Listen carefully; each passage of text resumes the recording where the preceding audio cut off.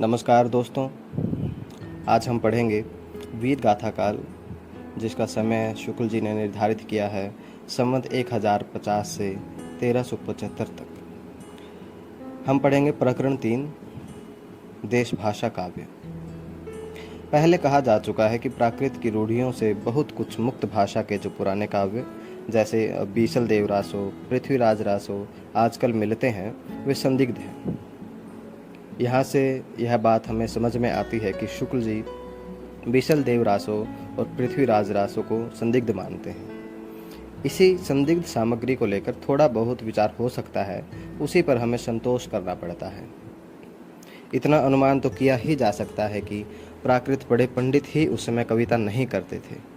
जनसाधारण की बोली में गीत, दोहे आदि प्रचलित चले आते रहे होंगे, जिन्हें पंडित लोग गंवारू समझते रहे होंगे।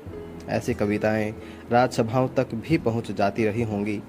राजा भोज जस मूसरचंद कहने वालों के सिवा देश भाषा में सुंदर भाव भरी कविता करने वाले भी अवश्य ही रहे होंगे। राजसभाओं में सुनाए जाने वाले नीति, श्रृंगार आदि विषय प्राय दोहों में कहे जाते थे। राज्यसभाओं में जितनी भी प्रकार की सामग्री सुनाई जाती थी, चाहे वो नीति परक हो या श्रृंगार परक हो, वो दोहों में ही कही जाती थी। और जो वीर रस की जो सामग्री होती थी वो पद्य छप्य में। राजाश्रित कवि अपने राजाओं के शौर्य, पराक्रम और प्रताप का वर्णन अनूठी उक्तियों के साथ किया करते थे और अपनी वीरोल्लास भरी कविताओं से वीरों को उत्साहित किया करते थे। ऐसी राजाश्रित कवियों की रचनाओं के रक्षित रहने का अधिक सुबीता था। वे राजकीय पुस्तकालयों में भी रक्षित रहती थीं और भट्ट चारण जीविका के विचार से उन्हें अपने उत्तराधिकारियों के पास भी छोड़ जाते थे। उत्तरोत्तर भट्ट चारणों की परंपरा में चलते रहने से उनमें फेरफार भी बहुत कुछ होता रहा। इसी रक्षित परंपरा की सामग्री हमारे हिंदी साहित्य के प्रारंभिक काल में मिलती है। इसी से यह काल वीर गाथा काल कहा गया। भारत के इतिहास में यह वह समय था कि मुसलमानों के हमले उत्तर पश्चिम की ओर से लगातार होते रहते थे। इनके धक्के अधिकतर भारत के पश्चिमी प्रांत के निवासियों को सहने पड़ते थे, जहां हिंदुओं के बड़े बड़े राज्य प्रतिष्ठित थे। गुप्त साम्राज्य के ध्वस्त होने पर हर्षवर्धन के उपरांत भारत का पश्चिमी भाग ही भारतीय सभ्यता और बल वैभव का केंद्र हो रहा था। कन्नौज, अजमेर, अहिलवाड़ा आदि बड़ी बड़ी राजधानियां उधर ही प्रतिष्ठित थीं। उधर की भाषा ही शिष्ट भाषा मानी जाती थी और कवि चारण आदि उसी भाषा में रचना करते थे। प्रारंभिक काल का जो साहित्य हमें उपलब्ध है, उसका आविर्भाव उसी भूभाग में हुआ कि शुरू का जो साहित्य अभी तक हमें उपलब्ध है, उसका आविर्भाव उसी भूभाग में हुआ। हर्षवर्धन के उपरांत ही साम्राज्य भावना देश से अंतर्हित हो गई थी और खंड खंड होकर जो गहरवार, चौहान, चंदेल और परिहार आदि राजपूत राज्य पश्चिम की ओर प्रतिष्ठित थे, वे अपने प्रभाव की वृद्धि के लिए परस्पर लड़ा करते थे।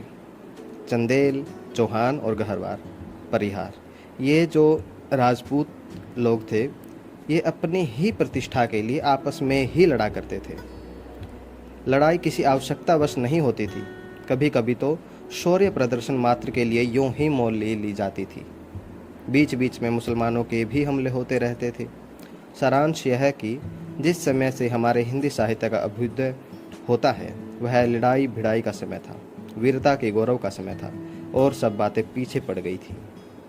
महमूद गजनवी के लौटने के पीछे गजनवी सुल्तानों का एक हाकिम लाहौर में रहा करता था।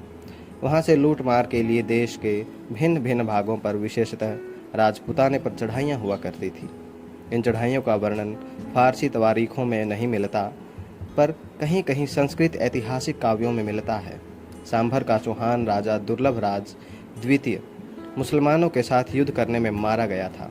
अजमेर बसाने वाले अजय देव ने मुसलमानों को परास्त किया था। अजय देव के पुत्र अर्णोराज के समय में मुसलमानों की सेना फिर पुष्कर की घाटी लांघकर उस स्थान पर जा पहुंची जहां अब आना सागर है। अर्णोराज ने उस सेना का संहार कर बड़ी भारी विजय प्राप्त की। वहां मलेच्छ मुसलमानों का रक्त गिरा था। इससे उस स्थान को अपवित्र मानकर वहां अर्णोराज ने एक बड़ा तालाब बनवा दिया, जो आना सागर कहलाया। आना के पुत्र बीसल देव के समय में वर्तमान किशनगढ़ राज्य तक मुसलमानों की सेना चढ़ आई, जिसे परास्त कर बीसल देव आर्यावर्त से मुसलमानों को निकालने के लिए उत्तर की ओर बढ़ा। उसने दिल्ली और झांसी के प्रदेश अपने राज्य में मिलाए और आर्यावर्त के एक बड़े भूभाग से मुसलमानों को निकाल दिया। इस बात का उल्लेख दिल्ली के अशोक लेख वाले शिवालिक स्तंभ पर खुदे हुए बीसल देव के विक्रमी संवत 1220 के लेख में पाया जाता है। शहाबुद्दीन गोरी की पृथ्वीराज पर पहली चढ़ाई के पहले भी गोरियों की सेना ने नाडोल पर धावा किया था, पर उसे हारकर लौटना पड़ा था। इस प्रकार महाराजा पृथ्वीराज के मारे जाने और दिल्ली तथा अजमेर पर मुसलमानों का अधिकार हो जाने के पीछे भी बहुत दिनों तक राजपुताने आदि में कई स्वतंत्र हिंदू राजा थे जो बराबर मुसलमानों से लड़ते रहे। इसमें सबसे प्रसिद्ध रणथंभौर के महाराज हमीर देव हुए हैं, जो महाराज पृथ्वीराज चौहान की वंश परंपरा में थे। वे मुसलमानों से निरंतर लड़ते रहे और उन्होंने कई बार उन्हें हराया भी। सारांश यह है कि पठानों के शासनकाल तक हिंदू बराबर स्वतंत्रता के लिए लड़ते रहे। राजा भोज की सभा में खड़े होकर राजा की दानशीलता का लंबा चौड़ा वर्णन करके लाखों रुपए कमाने वाले कवियों का समय बीत चुका था। राज दरबारों में शास्त्रार्थों की वह धूम नहीं रह गई थी। पांडित्य के चमत्कार पर पुरस्कार का विधान भी ढीला पड़ गया था। उस समय तो जो भाट या चारण किसी राजा के पराक्रम, विजय, शत्रु कन्या हरण आदि का अत्युक्तिपूर्ण आलाप करता या रण क्षेत्रों में जाकर वीरों के हृदय में उत्साह की उमंगें भरा करता था, वही सम्मान पाता था। इस दशा में काव्य या साहित्य के और भिन्न भिन्न अंगों की पूर्ति और समृद्धि का सामुदायिक प्रयत्न कठिन था। उस समय तो केवल वीर गाथाओं की उन्नति संभव थी। इस वीर गाथा को हम दोनों रूपों में पाते हैं, मुक्तक के रूप में भी और प्रबंध के रूप में भी। फुटकल रचनाओं का विचार छोड़कर यहाँ वीर गाथात्मक प्रबंध काव्यों का ही उल्लेख किया जाता है। जैसे यूरोप में वीर गाथाओं का प्रसंग युद्ध और प्रेम रहा, वैसे ही यहाँ भी था। किसी राजा की कन्या के रूप का संवाद पाकर दल बल के साथ चढ़ाई करना और प्रतिपक्षियों को पराजित कर उस कन्या को हर कर लाना वीरों के गौरव और अभिमान का काम माना जाता था। इस प्रकार इन काव्यों में श्रृंगार का भी थोड़ा मिश्रण रहता था, पर गौण रूप में। प्रधान रस वीर ही रहता था, श्रृंगार केवल सहायक के रूप में रहता था। वहाँ जहाँ राजनीतिक कारणों से भी युद्ध होता था, वहाँ भी उन कारणों का उल्लेख न कर कोई रूपवती स्त्री ही कारण कल्पित करके रचना की जाती थी। जैसे शहाबुद्दीन के यहाँ से एक रूपवती स्त्री का पृथ्वीराज के यहाँ आना ही लड़ाई की जड़ लिखी गई है। हमीर पर अलाउद्दीन की चढ़ाई का ऐसा भी कारण कल्पित किया गया है। इस प्रकार इन काव्यों में प्रथानुकूल कल्पित घटनाओं की बहुत अधिक योजना रहती थी। ये वीर गाथाएं दो रूपों में मिलती हैं, प्रबंध काव्य के साहित्यिक रूप में और वीर गीतों के रूप में। वीर गीतों को बैलाड्स भी कहते हैं। साहित्यिक प्रबंध के रूप में जो प्राचीन ग्रंथ उपलब्ध हैं वह है पृथ्वीराज रासो। वीर गीत के रूप में हमें सबसे पुरानी पुस्तक बीसल देव रासो मिलती है। यद्यपि उसमें समय अनुसार भाषा के परिवर्तन का आभास मिलता है। जो रचना कई सौ वर्षों से लोगों में बराबर गाई जाती रही हो, उसकी भाषा अपने मूल रूप में नहीं रह सकती। इसका प्रत्यक्ष उदाहरण आल्हा है। आल्हा जिसके गाने वाले प्राय समस्त उत्तरी भारत में पाए जाते हैं। यहाँ पर वीर काल के उन ग्रंथों का उल्लेख किया जाता है जिसकी या तो प्रतियां मिलती हैं या कहीं उल्लेख मात्र पाया जाता है। ये ग्रंथ रासो कहलाते हैं। कुछ लोग इस शब्द का संबंध रहस्य से बतलाते हैं, पर बीसल देव रासो में काव्य के अर्थ में रसायन शब्द बार बार आया है। अतः हमारी समझ में इसी रसायन शब्द से होते होते रासो हो गया है। दोस्तों, अभी हम पढ़ेंगे खुमान रासो के बारे में। खुमान रासो का समय संवत 810 से 1000 के बीच माना गया है। 810 से 1000 के बीच में चित्तौड़ के रावल खुमान नाम के 3 राजा हुए हैं। कर्नल टाड ने इनको एक मानकर इनके युद्धों का विस्तार से वर्णन किया है। इनके वर्णन का सारांश यह है कि काल भोज के पीछे खुमान गद्दी पर बैठा, जिसका नाम मेवाड़ के इतिहास में प्रसिद्ध है और जिसके समय में बगदाद के खलीफा अलमामू ने चित्तौड़ पर चढ़ाई की थी। खुमान की सहायता के लिए बहुत से राजा आए और चित्तौड़ की रक्षा हो गई। खुमान ने 24 युद्ध किए और विक्रम संवत 869 से 893 तक राज्य किया। यह समस्त वर्णन दलपति विजय नामक किसी कवि के रचित खुमान रासों के आधार पर लिखा गया जान पड़ता है। पर इस समय खुमान रासों की जो प्रति प्राप्त है वह अपूर्ण है और उसमें महाराजा प्रताप सिंह तक का वर्णन है।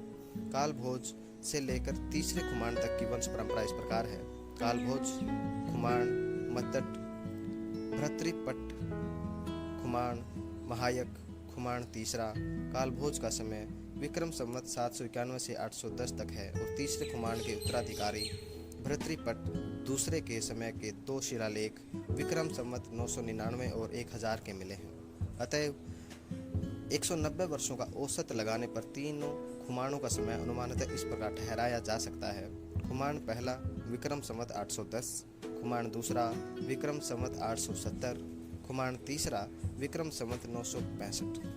अब्बासिया वंश का अलमामू विक्रमी संवत 870 से 890 तक खलीफा रहा। इस समय के पूर्व खलीफों के सेनापतियों ने सिंध देश की विजय कर ली थी और उधर से राजपुताने पर मुसलमानों की चढ़ाइयाँ होने लगी थी। अतएव यदि किसी खुमान से अलमामू की सेना से लड़ाई हुई होगी तो उसी के नाम पर खुमान रासों की रचना हुई होगी।